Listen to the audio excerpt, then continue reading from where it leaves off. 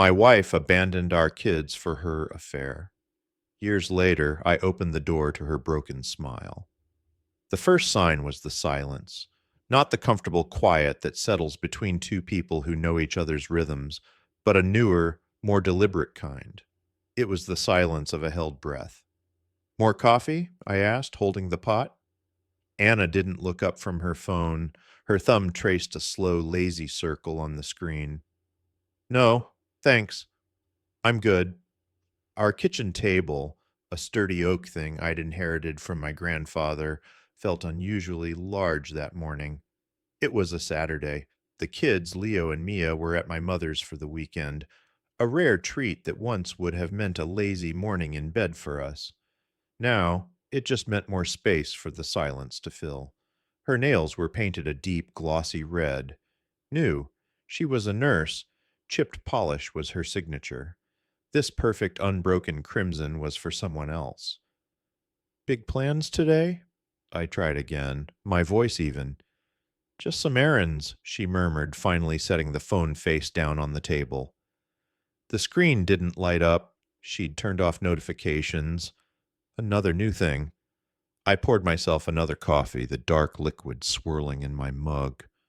My reflection was a distorted, tired man. I watched her as she stood, stretching like a cat. She moved with a newfound grace, a lightness that didn't belong to our life, to the mortgage, to the decade we'd built together. She was wearing a new dress, a simple blue slip that I hadn't seen before. It wasn't her usual jeans and a t-shirt style. I'll be back late, she said, grabbing her keys from the hook by the door. She didn't offer specifics. She didn't need to. The specifics weren't for me anymore. I just nodded, sipping my coffee. The bitterness was familiar. She paused at the door, her back to me. For a moment, I thought she might turn, might say something to shatter the quiet tension. She didn't. She just left. I didn't say anything. I just closed the door. The house was still. The silence she'd left behind was heavier now, pressing in on the empty rooms. I rinsed our coffee mugs and placed them in the dishwasher, the small mechanical clicks echoing in the quiet. Routine was a good anchor. It kept things steady. I decided to tackle the laundry, a mountain of it festering in the utility room. Kids' clothes, my work shirts, her nursing scrubs. I sorted the whites from the colors, a mindless, familiar task. Her blue dress from the other day was not in the hamper. Of course not. That was for special occasions. Her work bag was on the floor, slumped against the washing machine where she'd dropped it yesterday. She was usually meticulous about her things. As I reached for it, a small white rectangle fluttered out from the side pocket. A receipt. It wasn't from the grocery store or the pharmacy. It was from a place called the Gilded Lily, a hotel on the other side of town. The kind of place with valet, parking, and overpriced cocktails, not somewhere you go for errands. The date was from 2 weeks ago, a Tuesday. She'd told me she was working a double shift to cover for a sick colleague.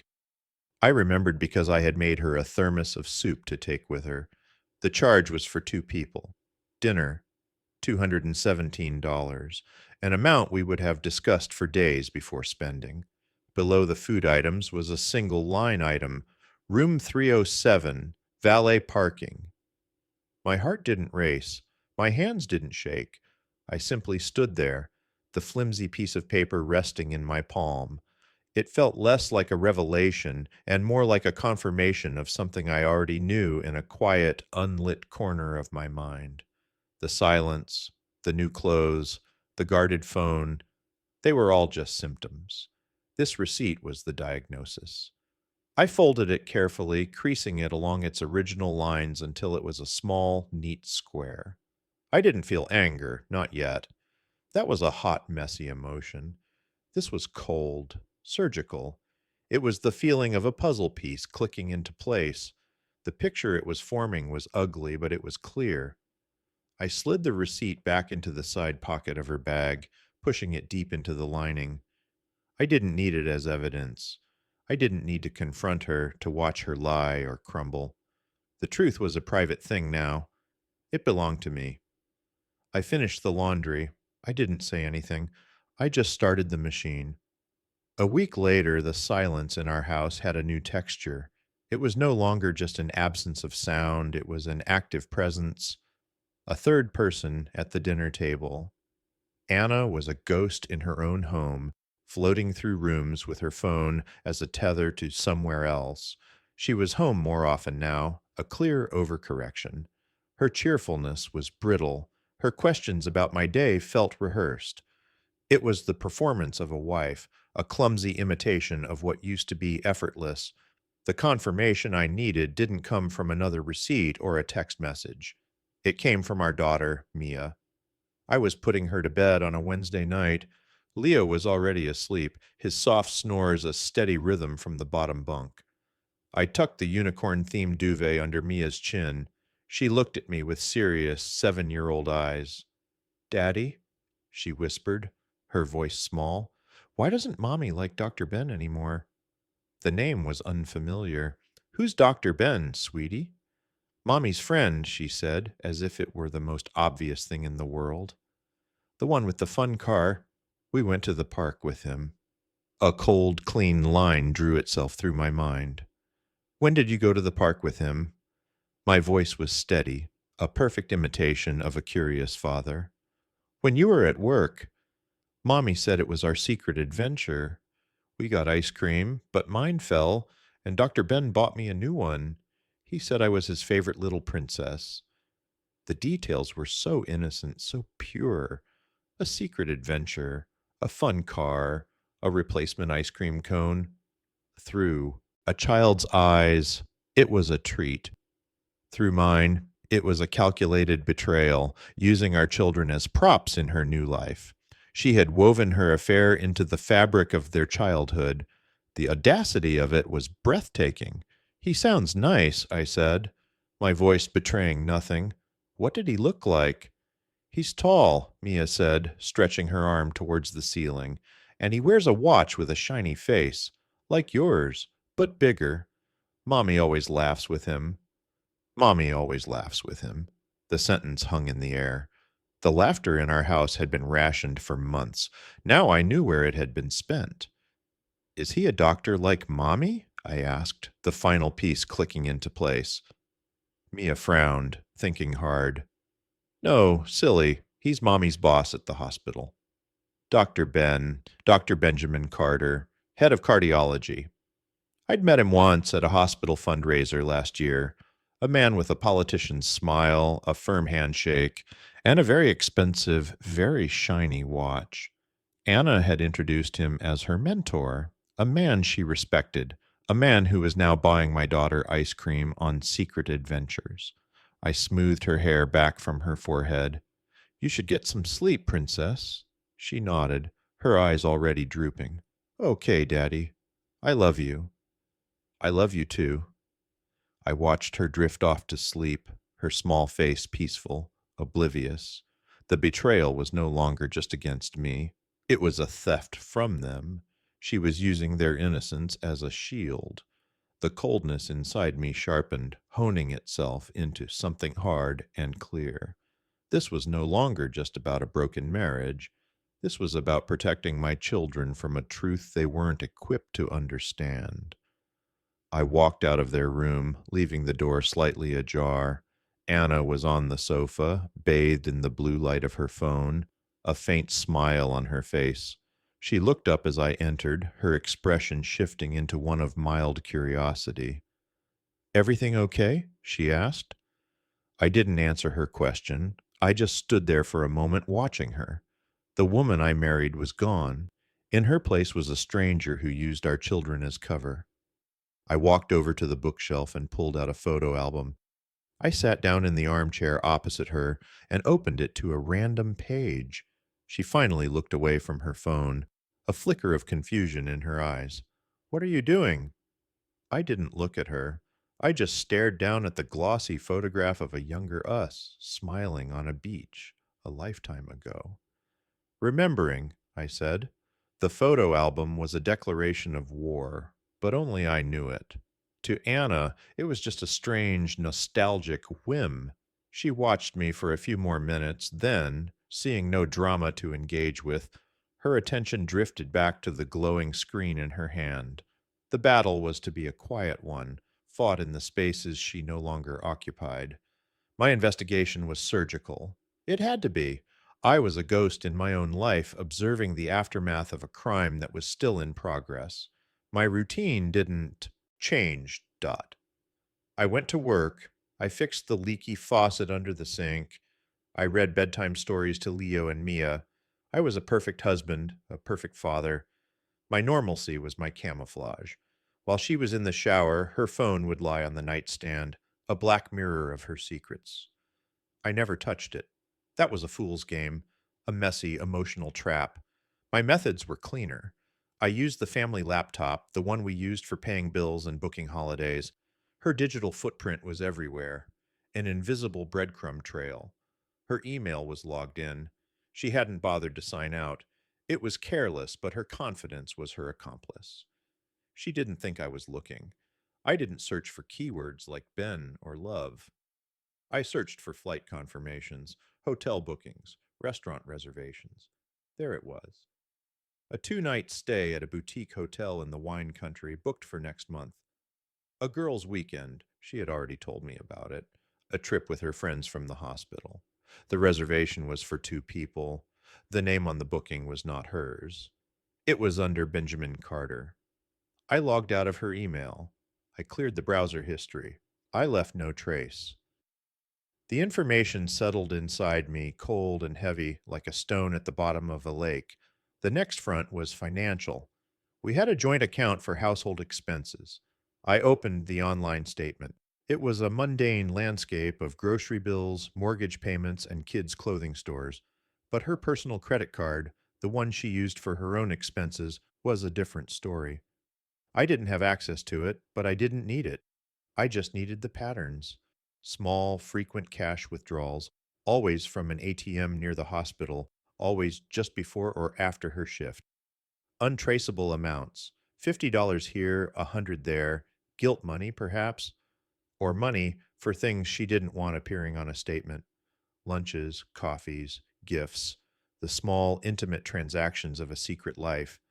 The most damning piece of evidence came from the most innocent of sources, the family's shared cloud photo stream. It was meant for pictures of the kids, automatically uploading from our phones. Anna had forgotten to disable it. Hidden among photos of Mia's soccer practice and Leo's finger paintings were other images. A selfie of her smiling in a car that wasn't hers. The reflection in her sunglasses showed a man's profile. A picture of a wine glass held up against a scenic vineyard view. The gilded lily receipt had mentioned a specific vintage. It was the same one. She was documenting her betrayal, curating it. I didn't delete the photos. I just looked at them one by one, committing them to memory. Each image was a nail in a coffin she didn't know she was building. The weight of it all was immense, a physical pressure in my chest. The silence in our house was no longer empty. It was loud, screaming with everything she wasn't saying. That evening, she came home late, smelling of hospital soap and something else. A faint, expensive cologne. She kissed me on the cheek, a dry, papery gesture. Long day, she sighed, dropping her keys in the bowl. You work too hard, I said, my voice perfectly even. She smiled, a tired, grateful smile. She had no idea. She thought I was worried about her. I was, but not in the way she imagined. I was worried about what a person becomes when they believe all their lies. The turning point wasn't a dramatic confrontation. It was a quiet Tuesday morning, gray light filtering through the kitchen window, the air thick with the smell of brewing coffee and unspoken truths. The machinery of our family life was operating smoothly, a testament to my unwavering performance. I made pancakes for the kids, quizzed Leo on his spelling words, and reminded Mia to feed the goldfish. Anna was rushing, a blur of motion and feigned urgency. She was dressed for work, but not in her usual scrubs. She wore a silk blouse I'd never seen and tailored trousers. Her makeup was immaculate. It was armor. Big meeting today? I asked. My tone casual, placing a plate of pancakes in front of her. She ignored it. Something like that, she said, grabbing her travel mug. A regional nursing symposium all day. My phone will probably be off. The lie was so simple, so clean, a preemptive strike against any potential check ins. The symposium was a fabrication, a convenient black hole for an entire day. I knew from the hotel reservation confirmation in her email that the trip to the wine country with Benjamin Carter was today, the 2-night stay. She was leaving for her affair and dressing it up as professional development. Sounds important, I said, my voice a perfect monotone.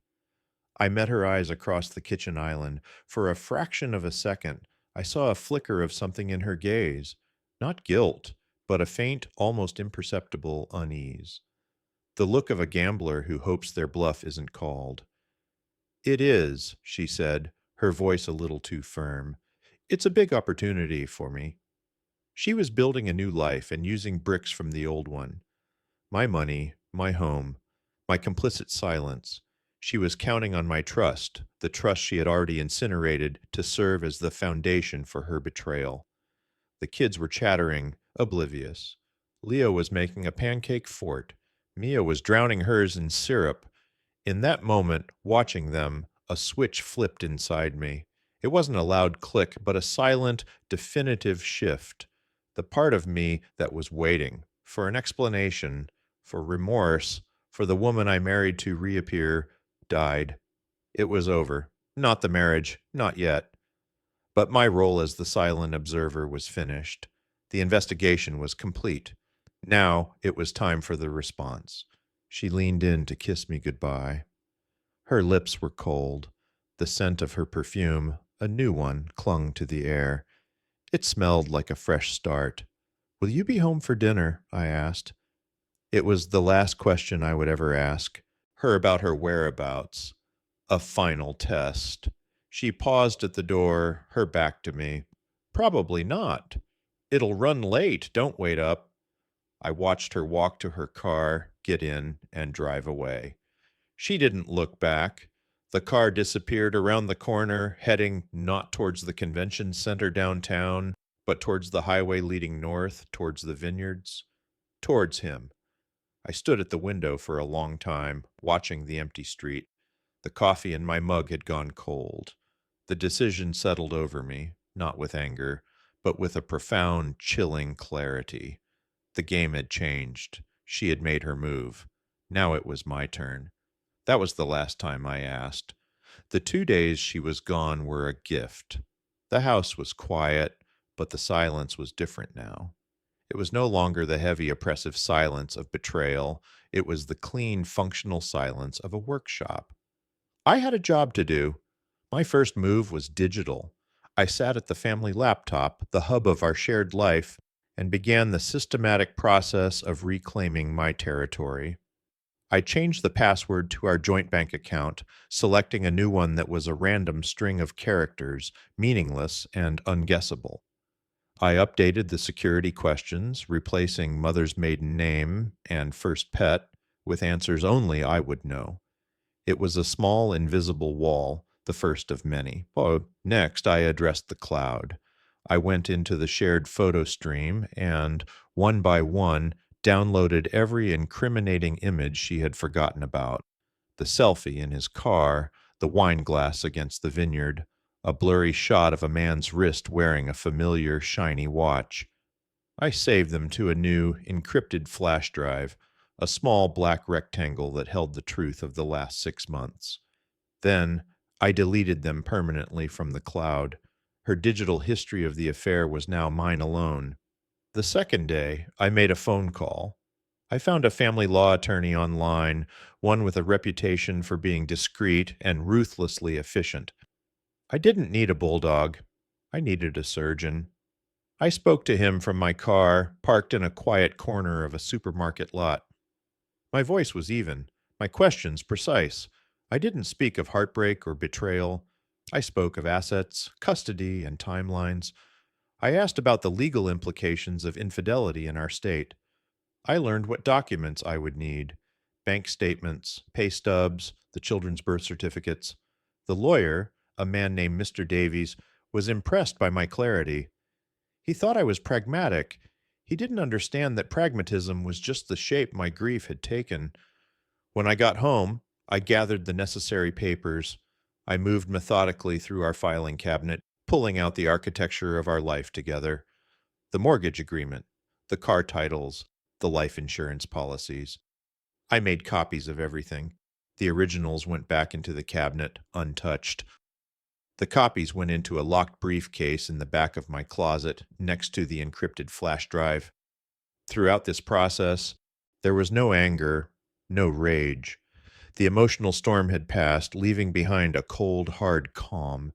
I was detaching piece by piece from the life we had built. It was like packing up a house after a death. You handle familiar objects, but they no longer have the same weight.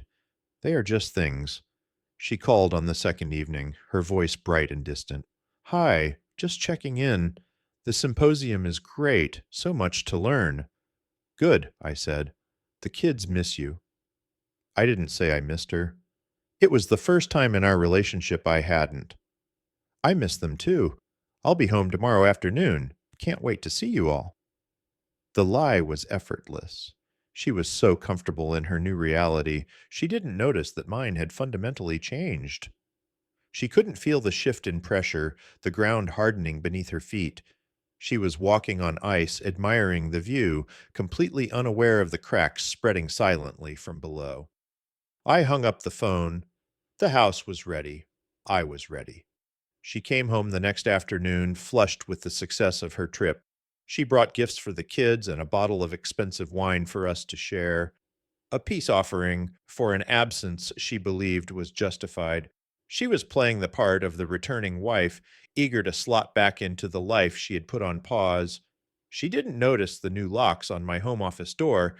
She didn't notice the faint indentation in the carpet where a heavy briefcase had been rolled out of my closet. The evening unfolded with a chilling domesticity. We helped the kids with their homework. We ate dinner together at the oak table. She talked about the symposium, dropping names of speakers and topics with practiced ease. I listened, nodded, and passed the salt. My silence was a mirror, reflecting her performance back at her. She saw nothing wrong. After the kids were in bed, she opened the wine, the bottle from the vineyard she visited with him. The irony was so thick it was almost suffocating. She poured 2 glasses. "To us," she said, raising her glass with a smile that didn't reach her eyes. "To new beginnings," I replied, my voice neutral. I didn't touch my glass. This was the moment, the final, quiet move. I stood up and walked over to the mantelpiece. Tucked behind a framed photo of the kids was a single, plain white envelope. I had placed it there that morning. Her name was written on the front in my neat block handwriting. I placed the envelope on the table in front of her, next to her untouched glass of wine. She looked at it, a flicker of confusion in her eyes. "What's this?" "Everything you need to know," I said. My voice was calm, almost gentle. Her brow furrowed. She picked it up. It was light, too light to contain documents or photographs. She tore it open. Inside was a single small black object, the encrypted flash drive. She tipped it into her palm, staring at the small rectangle of plastic and metal. She didn't understand. Not yet. "There's a note on the back," I said. She turned it over. I had stuck a tiny label to it, the kind used for pricing jewelry. On it, I had written just 2 words: Room 307. Her face went blank. The color drained from her cheeks, leaving behind a waxy, pale sheen. Her eyes, wide and fixed on the flash drive, were suddenly those of a stranger. The name of the hotel from the receipt, the room number. It was a key, and she knew exactly what lock it opened. She understood that everything, the photos, the emails, the reservations, was on that drive. The entire curated history of her betrayal, held in the palm of her hand. She looked up at me, her mouth slightly open, ready to form a question, a denial, a lie. I didn't give her the chance. I didn't want to hear it. The performance was over. I turned, walked to the hall closet, and picked up the two suitcases I had packed earlier, one for me, one for the kids. They were staying with my mother, starting tonight. I had told them we were going on an early morning fishing trip. Without another word, I walked out the front door and closed it softly behind me, leaving her alone in the silent house with her glass of wine, her secrets, and the quiet, undeniable proof of her choices. The click of the lock was the only sound. It was clean. It was final. Justice, served without a single raised voice. The drive to my mother's house was quiet. The city lights blurred past the windows, a smear of color in the darkness. My suitcases were in the trunk. My past was in the rear view mirror, shrinking with every mile. There was no sense of victory, no triumphant surge of adrenaline. There was only a vast, hollow emptiness, the space where a decade of my life used to be. My lawyer, Mr. Davies, handled everything. The papers were served the next day. She didn't fight it. The flash drive, a silent testament to her actions, had left her with no room to maneuver.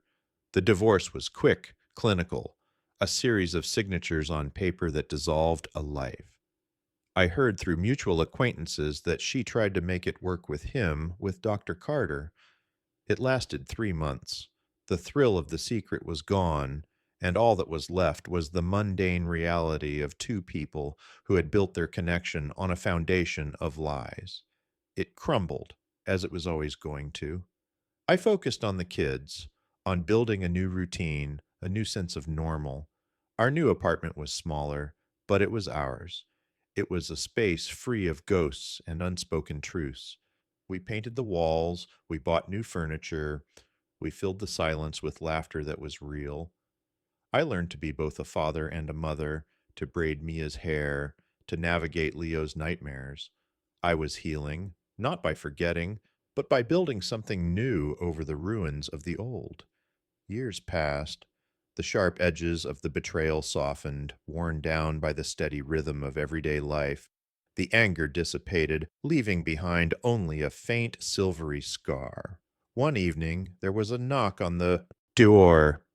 I opened it to find her standing there. She was thinner, her face etched with lines that hadn't been there before. The confidence was gone, replaced by a brittle fragility.